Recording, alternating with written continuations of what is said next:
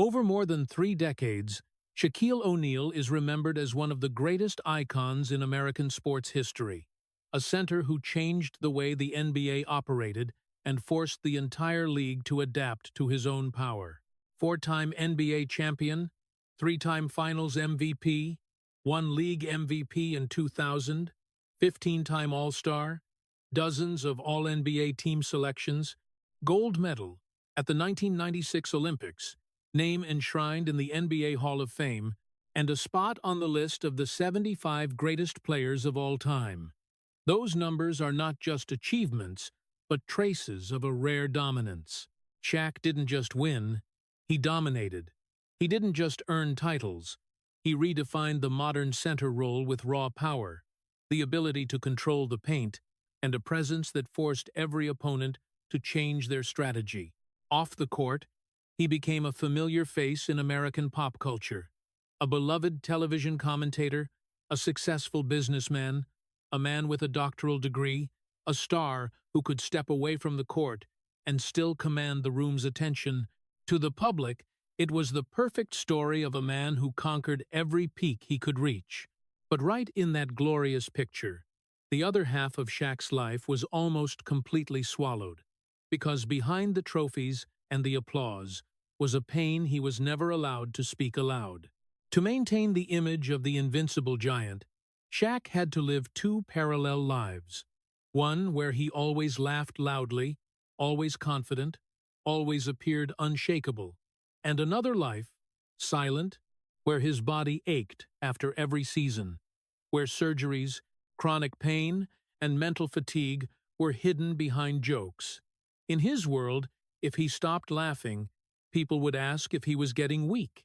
If he admitted pain, they would label him lazy. So Shaq chose to grit his teeth and endure, turning laughter into armor, turning willpower into the only thing keeping him standing. That willpower didn't come from him not knowing pain, but from him understanding that if he allowed himself to fall, both the image and the respect he had spent his whole life building could collapse with it. And it was in that prolonged endurance, between two lives that never merged into one, that Shaquille O'Neal continued to walk forward, not because he didn't hurt, but because he had learned to live with that pain without letting it defeat him.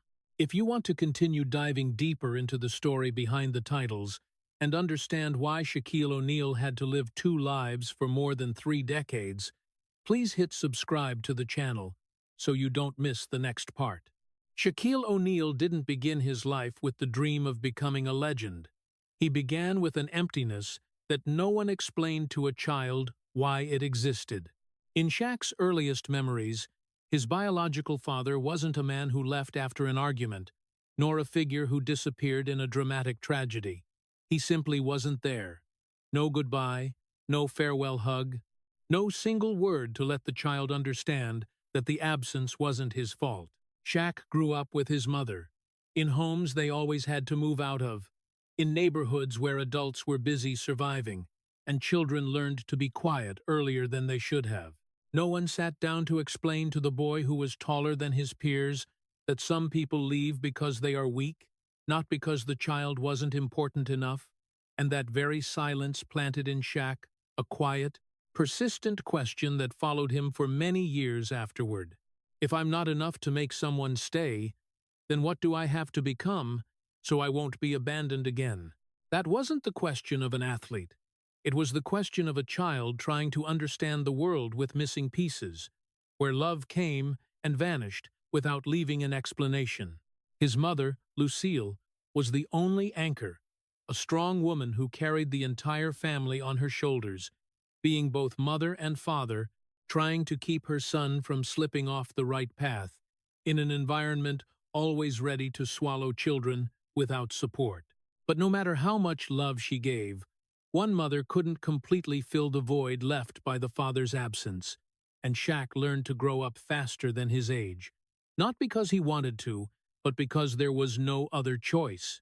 While other children were allowed to be weak, allowed to cry, allowed to throw tantrums, Shaq began to learn to hold back, because deep in his subconscious, That boy had already linked weakness with the risk of being abandoned, as if just not being strong enough, not outstanding enough, not important enough, people would leave without explanation. It was in those years that Shaq's body began to grow abnormally, taller, bigger, taking up more space than anyone around him. And instead of bringing a sense of security, it made him even more aware of his difference. He didn't blend into the crowd. He always stood out. And standing out meant being easily seen, easily judged, easily left behind if he didn't meet expectations. No one told Shaq that a person's value didn't lie in how big they were or how strong they were. But the world around him kept sending the opposite message: to be allowed to stay, to be recognized, to not be forgotten. You had to become big enough that no one could ignore you. And so, in the mind of a child, an unspoken agreement was formed, no signature, but with lifelong weight. I will grow up. I will get stronger. I will become someone others cannot overlook, so no one can leave without feeling the absence. There was no moment of enlightenment, no gentle lesson, only quiet nights when Shaq lay staring at the ceiling and wondered why someone could disappear from his life without a trace, and whether it would happen again if he wasn't good enough, strong enough, worthy enough to stay. That pain didn't explode into anger, didn't turn into rebellion. It settled into a very deep layer in Shaq's being, quietly shaping how he viewed the world, himself, and every relationship afterward. He didn't grow up with the assurance that he was loved unconditionally. He grew up with the feeling that love always came with conditions, that his presence had to be proven every day, through achievements, through strength, through taking up enough space so no one could pretend he didn't exist. And from there, before basketball, before the NBA, before titles or applause, Shaquille O'Neal had already begun a very long journey to answer the question that was never spoken aloud, but was always present in every choice he made. If I'm not important enough to be kept, how big do I have to become? How strong do I have to be? And how much do I have to endure so the world won't leave me behind again? After those early years living with an unexplained emptiness, Shaquille O'Neal's life moved into a new phase when his mother remarried Philip Harrison, a strict military officer who believed discipline was the only way to raise a child without letting them fall in a world full of traps. Shaq's stepfather wasn't a bad man. He didn't abandon, wasn't randomly violent, wasn't cruel in the way outsiders easily condemn. But his love was expressed through orders, through rules, through silence when the child most needed comfort. In that military-scented home, emotions weren't seen as something to express, but as something to control, to hide, to overcome with willpower. And Shaq very early understood that if he wanted to be accepted, to be respected, he couldn't show any sign of weakness. When in pain, don't groan. When sad, don't cry. When afraid, even less admit it, because admitting it meant failure. Those lessons weren't taught with words, but with looks, with heavy silence, with how the adults in the house reacted whenever the boy accidentally revealed emotion. Shaq learned to stand straighter, speak less, and gradually learned to laugh louder than necessary as a self-defense reflex against the risk of being seen as weak. In that environment, no one sat down to ask the boy how much his biological father's disappearance had hurt him. No one explained that sadness wasn't cowardice, and no one taught Shaq that being comforted wasn't a privilege to be traded for achievements or strength. Instead, he was taught that the world didn't go easy, that if you weren't tough enough, people would crush you, and that softness only made everything worse. In those days, Shaq lived in a constant state of alertness, always trying to do right, do enough, be strong, not because he liked discipline, but because discipline was the only way not to be left behind, not to be seen as a burden, not to be viewed as a failure. Every time he was punished for a small mistake, every time he was reminded to toughen up, a small piece of Shaq learned another silent lesson. Emotions are something to hide if you want to survive. And so, instead of learning to name his sadness, Shaq learned to swallow it inside. Instead of being hugged when afraid, he learned to stand still and pretend nothing was wrong. Instead of being told you're okay, he learned to tell himself he wasn't allowed to be okay. The tragedy wasn't that Shaq's stepfather was too harsh, but that throughout those formative years, no one taught him how to be comforted. No one showed him that there were times people were allowed to be weak and still be loved. That absence gradually created a person with extraordinary endurance, but also carrying within him an emotional void hard to name, where all pain was locked tightly behind a strong shell. Shaq grew up in discipline, became bigger, stronger, but at the same time more estranged from his own emotions, as if every time sadness or fear appeared, he had to quickly push them away with laughter, with exaggeration, with the image of an unshakable giant. It was in that military environment that the foundation for Shaq's two-faced life was solidly and painfully laid. One side was the obedient, strong, never-complaining man. The other side was the child, still quietly seeking a hug, a word of reassurance, an acknowledgement that his pain was real. But since no one gave him that, Shaq learned to exist in silence, to teach himself that to be loved, to be kept, to not be abandoned again, he had to become the person who didn't need comfort, who didn't need to be asked, who was big enough to bear everything without complaint. And from there, the deepest tragedy in Shaquille O'Neal's life began to take shape. Not the injuries on the court or the public conflicts later, but the bitter truth that throughout his entire growing-up process, no one ever showed him how to be loved when he was weak. And he carried that deficiency with him, quietly, persistently, as an inseparable part of who he was. Shaquille O'Neal's body grew so fast that even he couldn't keep up with what was happening to him, as if his childhood was stretched, distorted, then vanished before it could fully form into a complete memory. While other kids were still treated as children, still allowed to be clumsy, allowed to cry, allowed to be afraid, Shaq was already too big for the world to grant him that patience. His exceptional height, heavy frame, hands larger than many people's dreams, made him the center of attention wherever he appeared. But that attention didn't come with understanding. It came with expectations. People looked at Shaq and saw strength, saw potential, saw something beyond the norm, and from that moment on, he was no longer allowed to be weak.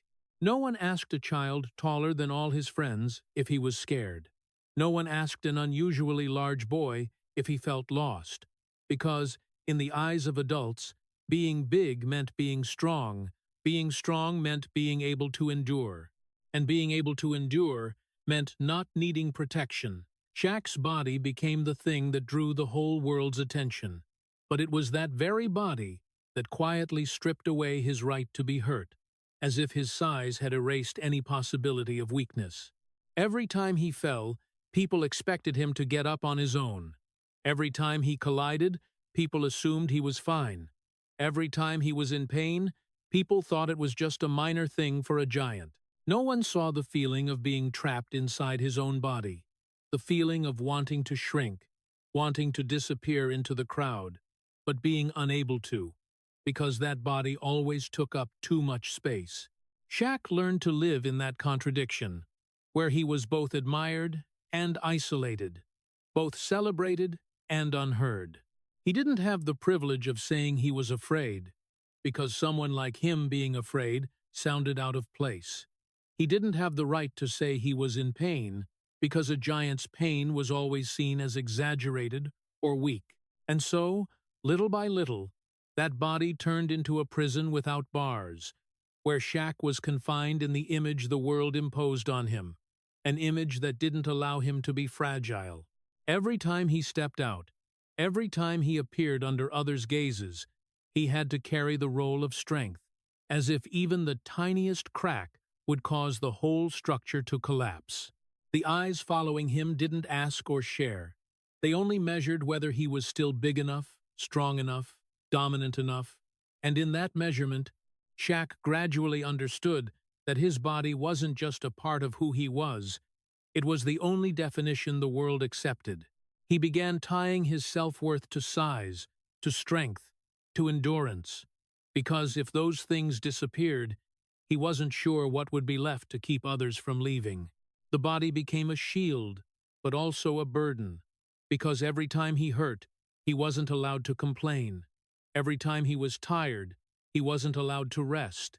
Every time he was afraid, he had to hide it with louder laughter, with exaggeration, by turning himself into entertainment, so no one would notice the fragility underneath. In that prison without bars, Shaq lived with a prolonged sense of being misunderstood, where people only saw the outer form and never asked how heavily it weighed on his soul. No one taught him that a huge body didn't mean a heart that couldn't hurt. No one reminded him that physical strength couldn't replace comfort, and no one told him he had the right to be tired like anyone else. Instead, Shaq learned to brace himself, learned to endure, learned to turn his own body into proof that he deserved to exist. Every centimeter of height, every kilogram of weight, became a silent promise that he wouldn't collapse, even if the price was swallowing every wound inside. And it was in that process that Shaquille O'Neal's giant body stopped being simply a gift from nature and became the symbol of a silent tragedy, where a person was forced to grow bigger than his own pain, not because he didn't feel the pain, but because the world never allowed him to admit that he had the right to hurt like anyone else. Basketball came to Shaquille O'Neal not as a dream nurtured from childhood, nor as some romantic passion born from pure love for the orange ball, but as the only escape left for a child already too familiar with the feeling of being forgotten. As his body grew bigger, as the differences became clearer, Shaq gradually realized that this world only truly paid attention to him when he took up enough space, when he made enough impact, when his presence became impossible to ignore. Basketball, with the squeak of shoes on the floor, the heavy collisions, and rules that let power speak, became the first place Shaq felt he had clear value. There, size was no longer a burden but an advantage. Strength was no longer something that pushed people away, but something that made them need him. He didn't step onto the court thinking he would become a legend. He stepped onto the court with a far more primal need: to be recognized as existing, to be needed in a structure where every position had meaning, and to be kept because his presence made a difference. In that world, everything was clear and brutal, in a way Shaq was already used to. If he played well, he was celebrated. If he won, he was kept. If he dominated, he was respected. There was no room for vague questions about emotions, no need to explain pain, just simple, cold rules. And that very simplicity gave Shaq a sense of safety he had never had before. Every dunk, every block, every time an opponent had to step back, was a confirmation that he was big enough not to be abandoned, strong enough not to be forgotten. Basketball didn't promise unconditional love, but it offered a clear deal, an unspoken contract Shaq was willing to sign with his whole body. I will win, I will dominate, I will do things you can't ignore, as long as you don't leave me. That wasn't passion in the beautiful sense. It was survival instinct dressed in the form of a sport. On the court, Shaq didn't have to explain why he existed, didn't have to ask permission to be noticed, because every step he took created impact. Every battle forced others to react. There, he didn't have to beg to stay, he asserted his right to stay simply by being present. But along with that fragile sense of safety, another pressure quietly formed, persistent and enduring. If my value lies in winning, then what happens when I can't win anymore? That question was never spoken, but it clung to Shaq like a shadow, making him understand that to keep this place, he couldn't stop, couldn't weaken, couldn't fail for too long.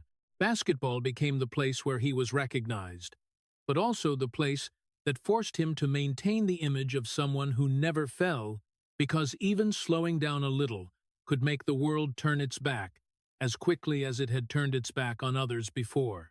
Shaq learned to pour all his fear of abandonment into every game, every practice, every collision, as if every bruise on his body was a toll he had to pay to keep the world by his side for one more day. He didn't play ball to dream of fame. He played so he wouldn't disappear, so he wouldn't return to the invisible state of the child who was once left behind without a single explanation. And it was in that silent exchange between a person who needed to be kept and a world that only respected winners that Shaq stepped deeper into a path he didn't necessarily love, but couldn't leave, because it was the only path that gave him the feeling that he had a place, that his existence wasn't random, and that at least, in the moment the ball hit the floor and the crowd followed his every step, no one could pretend Shaquille O'Neal had never been there. Orlando appeared in Shaquille O'Neal's life like a door that opened too soon, when he hadn't even had time to figure out who he was, before the whole world started calling his name like a phenomenon, a promise, a savior. Right from the early days wearing the Orlando Magic jersey, Shaq didn't enter the NBA as an ordinary rookie. He entered like an earthquake, with his giant body, raw power, and a presence that instantly drew every eye toward him. American media quickly built a perfect story. The young man who would change the fate of a young franchise, who would dominate the league, who would become the next face of the NBA. Individual awards came early. Praise poured in thick and fast. Endorsement deals followed one after another. And Shaq, barely past the age of 20, was swept into a whirlwind, where fame raced far ahead of his inner maturity. On the court, he was expected to be confident, to dominate, to carry the entire team on his shoulders as if it were obvious. Off the court, he was encouraged to be fun, to be funny, to become the likable image the public wanted to see. And Shaq did all of that exactly right, because he was already so used to meeting expectations just to be allowed to stay.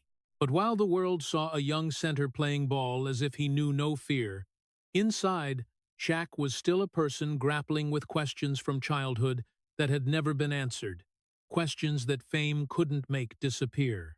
He hadn't yet figured out who he was beyond the giant on the court, hadn't yet learned to separate real value from applause before he was thrust into the role of an icon, a representative face, something bigger than his real self. It was in Orlando that Shaq's two-faced life began to take shape more clearly than ever. Outside the arena, he appeared with almost exaggerated confidence, laughing loud, talking loud, filling every space as if nothing could make him hesitate. But when the lights went out, when the locker room emptied, when the applause no longer echoed, the quiet fear rose again. The fear that everything he had would only exist as long as he kept winning, kept dominating, kept living up to the image others had built. Shaq began to feel the pressure of having to maintain a role, the role of someone who couldn't afford to stumble, couldn't afford to doubt, couldn't afford to admit he was still raw, still lacking, still not enough. Every mistake on the court wasn't just a bad play, it was a reminder that if he wasn't careful, the world could turn its back as quickly as it had on those who no longer met expectations. Instead of being allowed to learn and grow through mistakes, Shaq was forced to mature in front of the cameras, amid the noise of the media, where every move was dissected, and every sign of weakness risked being blown up into a flaw. And so he learned to hide his confusion behind outward confidence, to hide the fear of being exposed as not enough, with louder laughter, with jokes that made others believe he was completely at ease in the role he'd been given. Orlando gave Shaq the first light of fame, but it also placed an invisible burden on his shoulders, where he had to keep proving he deserved everything he was receiving. He had no time to slow down and ask what he really wanted, because the machine had started spinning, and in that spin, anyone who stopped would be left behind. Those years in Orlando were therefore both brilliant and fragile, the period when Shaq was noticed by all of America, but also the period when he began to drift further from himself as his self-worth became increasingly tied to on-court performances and the crowd's reactions. Inside, he was still the boy who once wondered how big he had to become to not be abandoned. Outside, he became the image of absolute confidence, of a bright future no one doubted. That gap grew wider every day, and Shaq, even if he couldn't yet name it, began living in a prolonged tension, where every day he had to keep those two people from colliding. Orlando wasn't just where his career took off. It was where Shaquille O'Neal learned his first bitter lesson about fame. It can lift you very high, but it can also force you to wear a mask so heavy you don't realize how hard you're breathing. And when success comes before maturity, the price doesn't hit right away. It quietly accumulates, waiting until you're no longer young enough to pretend everything's still okay. Los Angeles didn't welcome Shaquille O'Neal as a person. The city welcomed him like a force of nature, an earthquake expected to instantly reshape the entire league's order. And from the moment he set foot there, Shaq understood he was no longer allowed to just be a player. Los Angeles is where everything gets magnified, where a win is never big enough and a loss is never forgiven, where the spotlight doesn't just shine on achievements but illuminates the tiniest signs of fatigue. Here, Shaq didn't just have to play well, he had to dominate. He didn't just have to win, he had to crush opponents. He didn't just have to lead the team, he had to become the living symbol of the Lakers' power. The whole team relied on him. The whole city placed expectations on those giant shoulders, and the image of the monster who's not allowed to get tired gradually became the role he couldn't take off. On the court, Shaq was the center of every strategy. Every play revolved around him. Every eye waited for him to dominate once more. Off the court, he was the face representing the pride of a dynasty, proof that the Lakers still untouchable, still above everyone. In that atmosphere, Shaq began carrying more than anybody, no matter how extraordinary, could sustain long-term. Carrying the responsibility to win every night, carrying the expectation to always be fun, always confident, always appear to enjoy every second of domination. But power, when it lasts too long, starts turning into a yoke, and Shaq felt it in every morning, waking up with a body heavier than the day before. In every lingering ache in his knees, his feet, his back, places that had endured thousands of collisions without ever being allowed to complain. His body began sending very small, very quiet warning signals, as if it understood that if it cried out too loud, its owner wouldn't listen, because rest meant weakness, and weakness was something Los Angeles never accepted. Shaq didn't dare rest, not because he didn't hurt, but because he knew that even slowing down a little would immediately bring the questions. Does he still have the hunger? Is he still serious? Is he getting lazy? Those questions didn't need to be spoken aloud. They existed in the media's eyes, in commentators' tones, in the invisible pressure of a team used to winning. And so, Shaq chose to keep bracing himself, to keep putting his body up as collateral for the power he held, as if every additional dunk was an affirmation that he was still strong enough to carry it all. But inside, the exhaustion didn't disappear. It was just pushed back, compressed, building into a prolonged tension, where he had to keep proving he deserved to be at the center of the Lakers' universe. In those years, Shaq became a living paradox, more powerful than ever, but more trapped than ever. Celebrated like a king, but not allowed to be weak. Seen as invincible, but paying the price with body parts that never fully recovered. Every time he stepped onto the court, he wasn't just facing opponents, he was facing his own limits, facing the fear that if he admitted he needed rest and needed to slow down, the whole power structure would collapse. Los Angeles taught Shaq how to dominate, but it also taught him that domination is a job with no days off, where you're only allowed to be strong or be replaced. And while the fans saw the trophies, the dominating performances, the endless applause, Few realized that behind that glory was a man slowly being worn down, bit, by the very image he was forced to maintain. Shaq was at his peak, but the price of that peak was freedom, the ability to listen to his body, the right to say he was tired without being judged. He carried the team, carried the expectations, carried the image of a monster who wasn't allowed to stop. And in that carrying, Shaquille O'Neal kept moving forward, not because he didn't feel the weight, but because he had never been taught that sometimes letting go doesn't mean failure, and that some pains, if not listened to, will quietly linger for a very long time, waiting until the power is no longer strong enough to cover them up. The arrival of Kobe Bryant in Shaquille O'Neal's life wasn't like an explosive collision from the start, but more like a quiet mirror placed in front of him, reflecting the things Shaq had deliberately avoided for years. Kobe didn't come to the Lakers to learn or bow down. He came with a cold hunger, an almost extreme obsession with becoming perfect, with training until exhaustion, with squeezing every last drop of his potential. If Shaq represented natural gifted power, power from his body and natural dominance, then Kobe represented a completely different path, one with no room for compromise, where every victory had to be paid for with sweat, discipline, and self-inflicted torment. That very difference made their relationship not loud in the way of constant public arguments, but painfully persistent in a much deeper way. Because every time Kobe showed up to the gym earlier, every time Kobe stayed later, every time Kobe demanded more, pushed harder, it forced Shaq to face an uncomfortable question he had never wanted to answer. If I could try like that too, why don't I? Kobe didn't need to say much to criticize Shaq. His way of living was itself a silent indictment that raw talent alone wasn't enough, that comfort could become the most dangerous enemy of greatness, and that no one could dodge discipline forever while expecting to hold on to power indefinitely.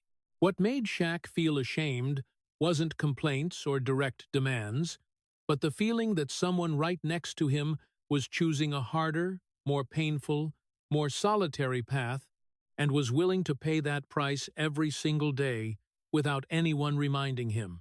Kobe showed Shaq that there was another way to exist, a way where you didn't use laughter to hide fear, didn't use dominance to avoid questions about your own limits, and that touched Shaq's deepest wound, because deep down, he knew it wasn't that he didn't know that path existed, he just didn't have the courage to follow it. For Shaq, public criticism could be rebutted, laughed off, but having to watch someone else live by a higher standard every day was something he couldn't ignore. Every time Kobe trained to the point of collapse, every time he refused comfort, every time he treated pain as an inevitable part of the journey, Shaq felt the distance between them wasn't just in personality, it was in philosophy of life. Shaq wanted to win, but he also wanted to breathe, to enjoy, to keep a little ease for himself. Kobe didn't care about ease. He only cared about whether he had done everything he was capable of. And that opposition created a prolonged tension, where two people aimed for the same victory, but on paths that could never merge. Their relationship, therefore, didn't explode in a single moment. It bled slowly, day by day, practice by practice, season by season, as unspoken frustration built into a gap that was hard to close.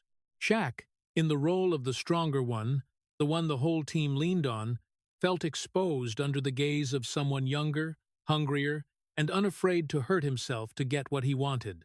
That shame didn't come from Shaq being lesser, but from realizing that Kobe was living by a standard Shaq had unconsciously avoided, because by that standard, Shaq would have to confront his greatest fear head-on. The fear that if he truly gave everything, if he truly pushed himself to the limit, and still wasn't enough, then he would have nothing left to hold on to. Kobe, by the way he lived, stripped away those layers of defense, leaving Shaq unable to fully shield himself with natural talent or laughter anymore. And so their relationship became a smoldering wound, not needing noise but always present, because every victory they won together carried an unanswered question. Every trophy came with the feeling that their harmony was only temporary.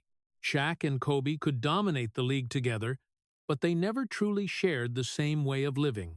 And that difference, instead of being resolved, was pushed deeper beneath the surface of smiles, polite statements, and brief celebratory moments.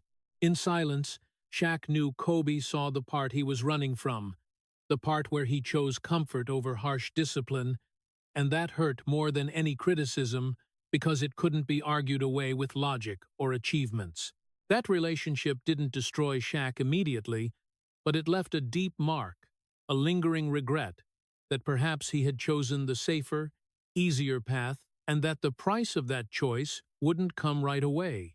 It would wait for him at another time, when power faded and laughter was no longer loud enough to drown out the questions Kobe Bryant had unintentionally raised just by living true to his beliefs. The 3 consecutive championships arrived like a final affirmation that Shaquille O'Neal had reached the peak. An entire generation could only dream of a peak, where power, fame, and victory fused into an indisputable dynasty, where the Lakers became the symbol of absolute dominance, and Shaq stood at the center of every frame, every story, every celebration. But right at the moment when the outside world believed everything was enough, that the trophies could fill every void, Shaq felt the opposite truth most clearly, because his body began to crack in ways the spotlight never reached. Each passing season added hundreds of collisions, thousands of heavy steps on feet that already carried an extraordinary weight, and the pain stopped being temporary signs and became a familiar, smoldering, persistent companion, reminding him that the price of dominance wasn't paid once it was paid gradually every day. On the surface, Shaq still laughed loud, still dominated opponents, still was the center of victory parties, but inside, mental exhaustion began to creep in, not exploding, but accumulating, making each new trophy carry a more uncomfortable question than the one before. If winning was what I chased to avoid being abandoned, then why, after having 3 in a row, does that fear still not disappear? The three-peat didn't bring a feeling of enough.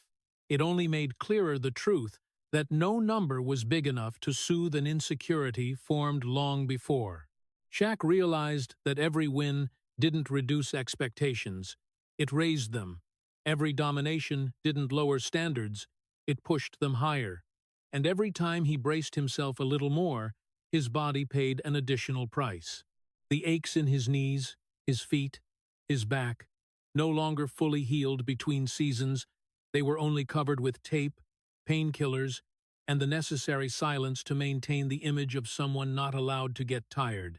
Amid the non-stop celebration atmosphere, Shaq still felt like he was running on a machine with no stop button, where even slowing down one beat could cause everything to collapse, where victory was never an end point, but only the condition to keep existing. The mental fatigue didn't come from hating basketball. It came from no longer being sure basketball could save him from that original fear, the fear of being replaced, forgotten, seen as past his prime. At the same time, the tension with Kobe Bryant didn't vanish after each championship.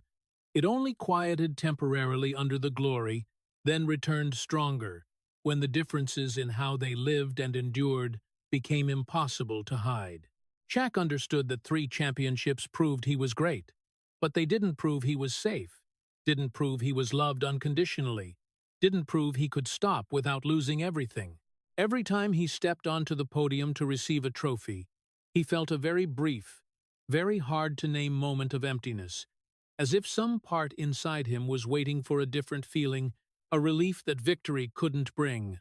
The tragedy of Shaq in this phase wasn't in failing, it was in succeeding so much, while still being unable to escape the loop of fear, the loop that forced him to keep bracing, keep enduring, keep sacrificing his body and peace to hold on to the position he'd achieved. The three-peat, in the public's eyes, was the peak of his career, but in Shaq's inner experience, it was the clearest proof that winning had no saving power that trophies couldn't heal an insecurity nurtured by absence and silence from childhood. When the lights dimmed after each celebration, when the locker room grew quieter, Shaq still carried the unanswered question that had followed him since the day he entered this world. Am I enough yet? And if not, how many more wins do I need to stop fearing that one day, when I can no longer dominate like before, the world will turn its back and leave me behind, just like it once did to others? Leaving the Lakers didn't happen to Shaquille O'Neal.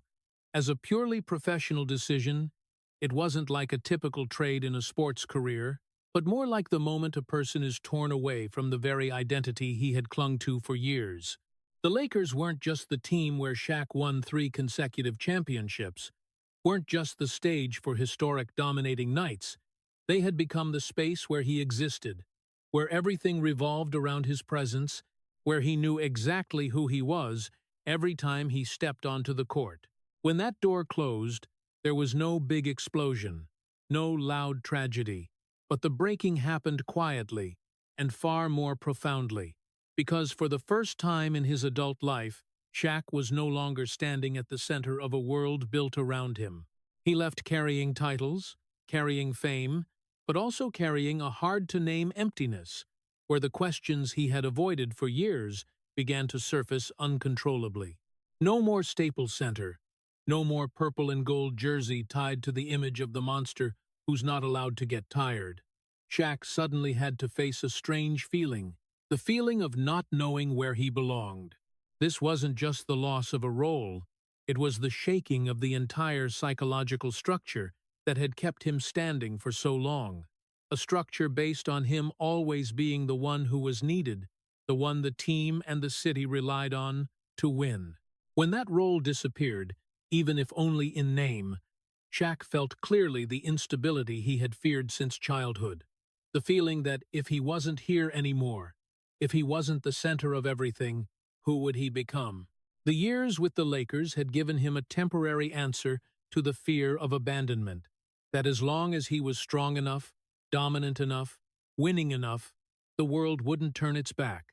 But when he left that place, that answer was taken away too, leaving him alone with a question he had never allowed himself to voice.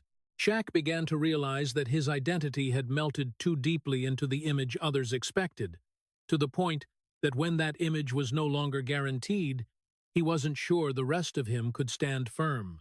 He was no longer called the center of the Lakers dynasty, no longer the sole symbol of absolute power, and in the rare silences between the chatter, he felt a very different kind of loneliness, the loneliness of someone who once took up so much space, now unsure where he should stand.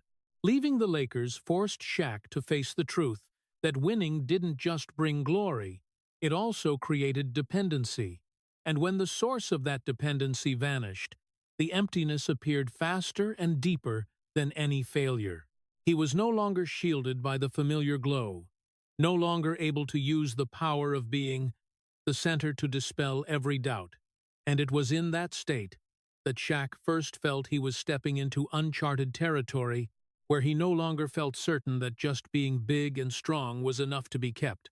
Comparisons began to appear, questions about motivation, about hunger, about whether he was still hungry for wins, and each question touched the old fear, the fear that his value was always conditional, that as soon as he stopped meeting expectations, he would be replaced without explanation.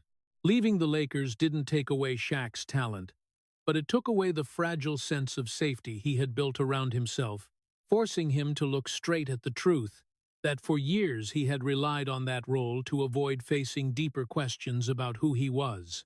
When he was no longer there, no longer standing in the jersey that defined an entire era, Shaq began to feel like a grown-up child placed in a strange room where no one was sure who he was beyond what he once had been. And it was in that moment that the question he had never permitted himself to ask became impossible to avoid. If I'm not here anymore, if I'm no longer Shaq of the Lakers, if I'm no longer the center of a dynasty, then who am I? And will the world still need me like before? Miami came to Shaquille O'Neal not as an exciting fresh start, but as a final stretch where he carried what remained of his body and belief to try answering the question that had followed him since leaving Los Angeles. In Miami, Shaq was no longer the absolute center of the universe, no longer wrapped in the feeling that everything revolved around his presence. He stepped into a structure where his role was still important, but no longer singular, where winning was built on shared responsibility and quiet sacrifice. It was in that change that Shaq felt most sharply the price those years of dominance had left behind. His body no longer responded like before. The pains no longer vanished after a few days of rest, and every morning waking up was a negotiation between willpower and limits. The 2006 championship came as a belated confirmation that he could still win, but it was no longer a win fueled by overflowing strength or the naive belief that success would heal everything. It was a win of what remained of experience, of acceptance that some things were gone forever and couldn't be reclaimed with another trophy. On the court, Shaq no longer raced against youth. He stood there as a heavy but necessary pillar, absorbing collisions with an exhausted body, knowing every jump could leave lasting consequences. Inside, he no longer held illusions that this win would fill the void that had once terrified him. No longer believed a title could erase questions about identity, about belonging. Every play in Miami carried a sense of caution, as if he understood these were the final steps of a journey that had already consumed too much energy, too many years of bracing. When the 2006 trophy was raised, Shaq didn't feel the explosion like before. No absolute relief, no feeling of finally enough, but a deep exhaustion mixed with gratitude, as if he had just walked a long road with leaden feet and was finally allowed to pause for a moment. That win carried the taste of fatigue, not glory, because he understood it didn't open a new dynasty, didn't revive a worn-down body, and didn't return the innocence long lost. It only confirmed something simpler but far harder. He hadn't given up, even though everything in him was calling for rest. Miami gave Shaq a space to accept the truth that time couldn't be dominated, that power could no longer keep the world forever, and that the final victory, if there was one, could only be achieved by sacrificing what remained of his strength, rather than exploiting anything new. In the locker room after that season, amid the brief celebrations, Shaq felt a very personal silence, where he looked back at the road, traveled, and realized how much he had traded to stand here. Years of not daring to rest, pains kept hidden, fears never named.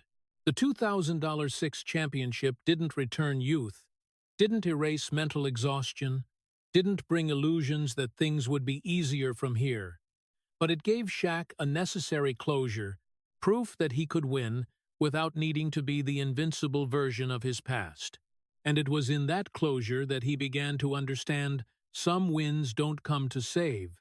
They come to force a person to accept their limits, to accept that the journey is nearly over, and what remains isn't glory, but honesty with the body, with the fatigue, and with the reality that no one can carry the whole world on their shoulders forever without paying a price. After the 2006 trophy, when his body was exhausted and the glow no longer strong enough to cover the inner cracks, Shaquille O'Neal's personal life entered a phase he could no longer control with strength or victories. Marriage, something he once believed could hold firm through protection, through fame, through the ability to provide material abundance, began to reveal voids no trophy could fill. Shaq had thought he could balance everything by performing better on the court, by becoming greater in the public eye. But family doesn't operate by that logic. The years he braced himself to become the monster who's not allowed to get tired were also the years he gradually became absent from the small but decisive moments of family life. Moments not captured by cameras, not applauded by crowds, but requiring the real presence of a person. Shaq admitted his wrongs not in a dramatic moment, but in a slow, painful realization that what he had missed couldn't be made up for with late apologies or another title. This was the first time in his adult life he stood before a failure he couldn't overpower with his size, couldn't soothe with fame, couldn't lighten with humor. The jokes that once made entire rooms laugh suddenly felt out of place against the accumulated exhaustion of a relationship that had endured too long. Shaq realized that laughter, the thing he had used for years as armor, couldn't heal the loneliness of those left behind, couldn't replace listening, couldn't fix the absences disguised as busyness and work pressure. In those tense conversations, with no audience and no lights, Shaq felt himself shrink for the first time. Not physically, but in his ability to influence the outcome. He was no longer the center of a team needing to win. He was a husband, a father, facing the consequences of choices made long ago. The admission of fault came with a helplessness Shaq had never experienced, because in his world, effort usually brought clear results. But here, belated effort only highlighted the distance that had formed. He understood he had believed too much in the idea that if he did well out there, everything at home would sort itself out. That material security and fame could make up for emotional absence, but family doesn't work by that exchange rule. When the marriage broke down, Shaq didn't just lose a relationship. He lost the last illusion that he could control every aspect of life with the same formula that helped him dominate on the court. That breakdown forced him to look straight at the price of living two lives, where energy, attention, and time were poured too heavily into the public image, while the quiet needs of family were pushed to the side. Shaq didn't dodge responsibility. He admitted he was wrong, that there were moments he chose the court over home, chose applause over presence. But that admission came in a context where much could never return to the way it was. This was the first time he clearly understood that some failures can't be fixed with more effort, can't be overcome with strength, and certainly can't be lightened with laughter. The broken marriage left a wound different from sports injuries because it didn't hurt with each collision, but with a prolonged, smoldering pain that seeped into quiet moments when he no longer had a role to cling to. In that emptiness, Shaq began to feel a new loneliness, not the loneliness of the child left behind, but the loneliness of a man realizing that external success can coexist with deep internal failure. The family didn't collapse from lack of love, but from love not being nurtured properly, and that forced Shaq to face the painful truth that not everything can be saved by willpower, that some things, if not protected in time, will slip away forever. When laughter no longer worked, when size and fame became meaningless against accumulated hurts, Shaq was forced to stand still and look back, with nowhere to hide, no role to shield him, only a person facing the consequences of years of misplaced priorities. And it was in that moment that he began to understand the two-faced life he had lived. It hadn't just worn down his body. It had also taken away fragile opportunities to hold on to the most important relationships, leaving a bitter lesson that some losses don't come from public failures, but from quiet choices repeated until there's nothing left to hold on to. When Shaquille O'Neal officially retired, the outside world called it a natural milestone of time. But for Shaq, it was the moment every familiar hiding place vanished at once.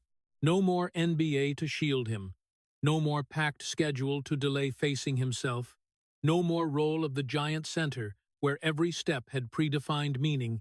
He suddenly fell into a vast, terrifying silence where the noise of several decades abruptly stopped. His body, once a tool for survival, began speaking in ways he could no longer ignore.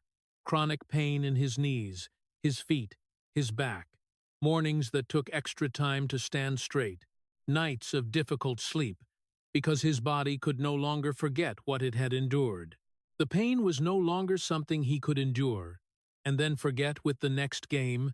It became the background rhythm of life, reminding Shaq that the price had been paid in full and there was no way to go back.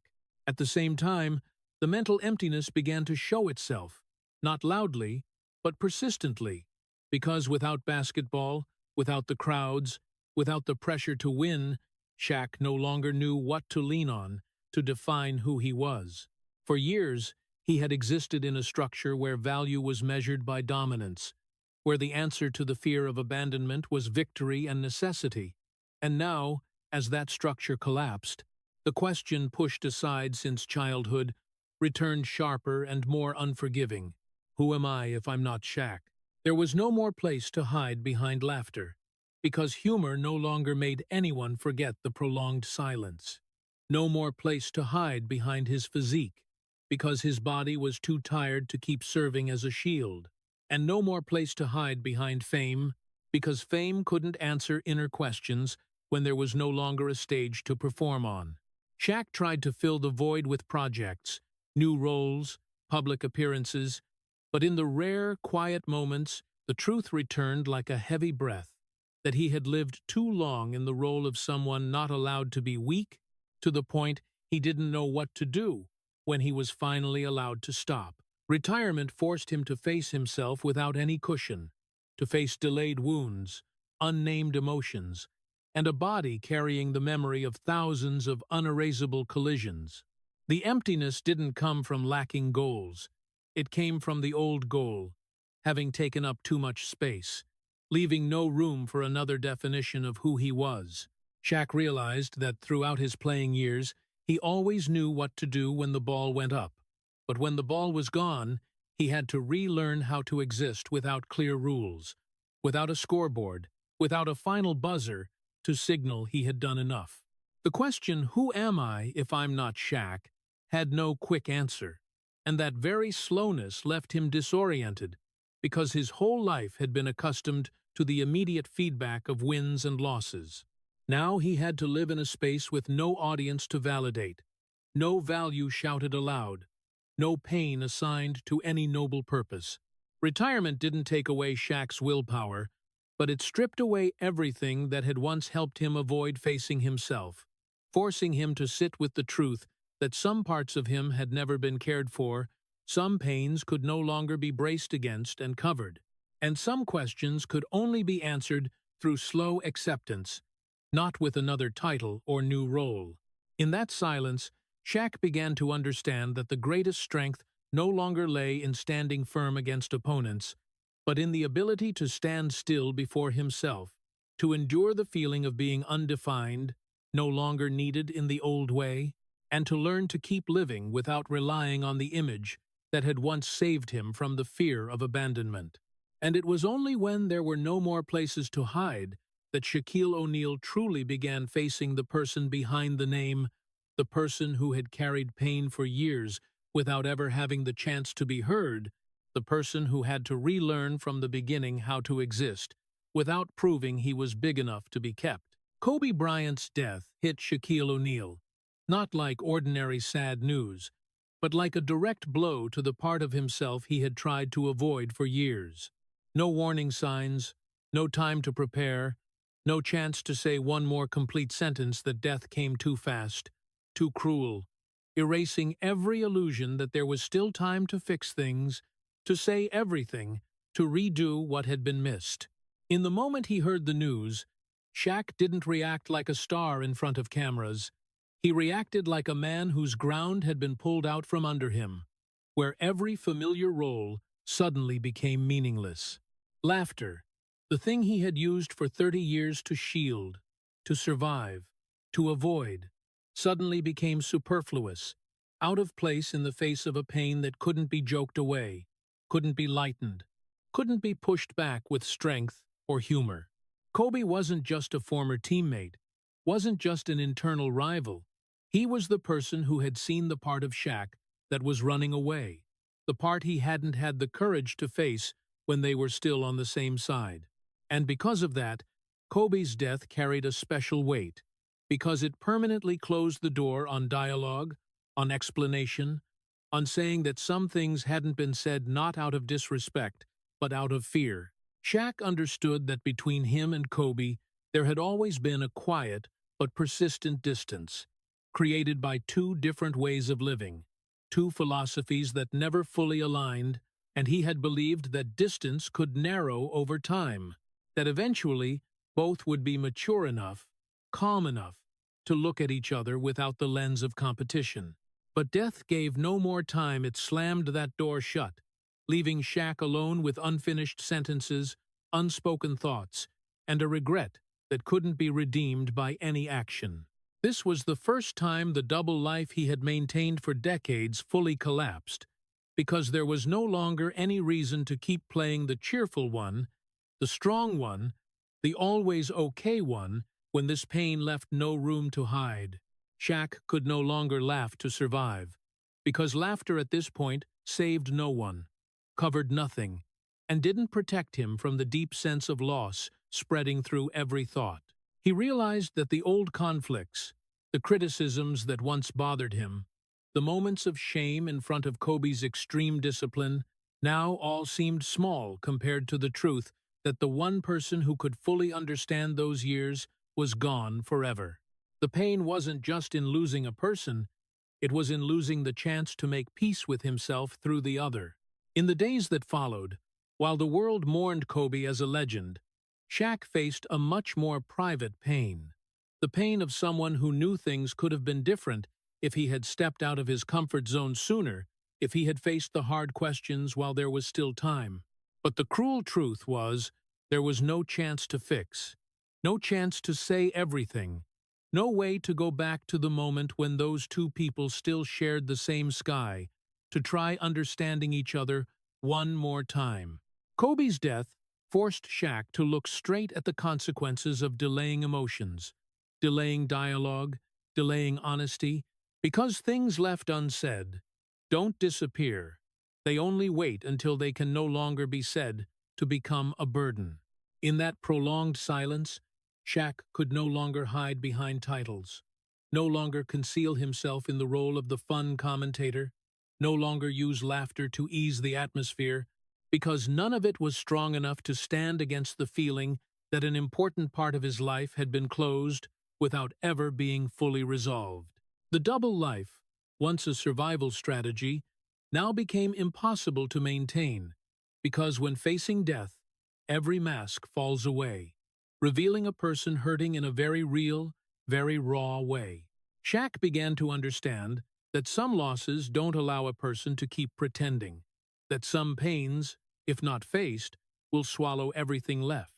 The laughter that once saved him from the fear of abandonment no longer worked, because this pain wasn't something that could be chased away by presence or victory. It was something that forced him to sit, to listen, and to accept that some parts of life had passed and couldn't be reclaimed. Kobe's death wasn't just a tragic event. It was the moment that exposed the full fragility Shaq had tried to hide. The moment he realized that living two lives could help survive for a long time. But in the end, the truth will still find a way to rise, often in the most painful way. And in that pain, Shaquille O'Neal had no choice left but to face himself, with no defense thick enough to shield him. Only a person forced to admit that some mistakes can't be redeemed, some apologies have no one left to hear them, and some relationships, once lost, leave a void no laughter can ever fill. Today, Shaquille O'Neal no longer stands under the rim, no longer carries the pressure on his shoulders to win in order to be allowed to stay, no longer forced to maintain the image of a giant who knows no pain. He walks more slowly, his body carrying the indelible marks of decades of collisions, chronic pains that no longer need to be hidden because no one demands he pretend to be okay anymore. Shaq's current life isn't perfect, nor is it a complete healing story as people often expect at the end of a legend's tale. He doesn't wake up every morning with absolute peace. There's no single moment where all the painful memories suddenly vanish.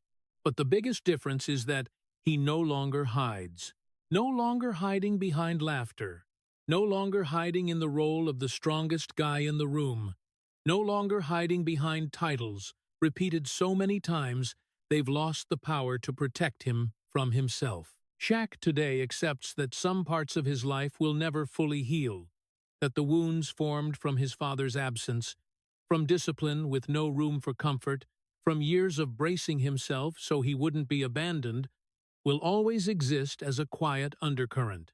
But instead of continuing to cover them with noise, he has learned to live with them without glossing over, without denying. In the rare conversations where he no longer needs to prove anything, Shaq speaks about his mistakes like a man who has gone far enough to understand that admission doesn't make him smaller. On the contrary, it's the first thing that lets him stand straight without relying on physical strength. He understands that his life has no miracles, no single resurrection moment where everything is wiped clean to start over from the beginning. There's no road back to youth, no chance to fix what was lost, no way to say words that have come too late. All that remains is the truth, raw and uncomfortable, that he lived most of his life in fear of abandonment and used victories, power, and laughter to keep the world from leaving. But that truth, when faced directly, no longer knocks him down like before. It becomes the foundation for him to live more slowly, more honestly, and with less defense. Endurance, which he once understood as gritting his teeth in silence, now carries a different meaning. It's no longer the denial of pain, but the ability to allow himself to hurt without shame, to be tired without self-condemnation, to be sad without turning it into a joke. Shaq no longer tries to become a better version by the world's standards. He simply tries to become a person who no longer has to play a role. The personality that was once obscured by the image of the dominating giant now emerges more clearly in small choices.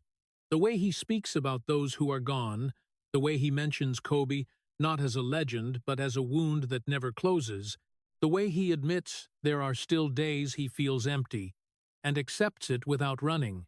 Shaq's life after the lights went out doesn't resemble a final victory. It resembles an ongoing journey, where there's no scoreboard to confirm value, no audience to applaud every time he stands firm. There are mornings he still takes time for his body to catch up with his will, nights when old memories return unannounced. But unlike before, he doesn't use strength to suppress them. He sits with them, listens, and lets them exist without needing explanation. Shaq understands that character isn't built from moments of glory, but from how a person faces the less beautiful parts of himself when there's nothing left to prove. He no longer seeks validation as a condition for existence, no longer asks whether he's big enough to be kept. Instead, he has learned to stay with himself even if imperfect, even if many voids remain unfilled. The epilogue of Shaquille O'Neal's life, therefore, isn't a neatly closed ending, but an honest continuation. No miracle appears to erase the pain. No resurrection brings him back as the invincible giant. Only the truth he no longer fears remains. Endurance that no longer looks like self-destruction, and a personality formed from daring to keep living with what will never fully heal. And perhaps, precisely in that incompleteness, Shaq for the first time doesn't need to brace himself to exist, because he has learned that a person's value doesn't lie in never falling, but in the ability to get up every day without pretending he was never hurt. The story of Shaquille O'Neal doesn't move readers because of the trophies or records, but because of the price the human being behind those victories quietly paid throughout his entire life. Shaq's greatest pain didn't begin on the basketball court.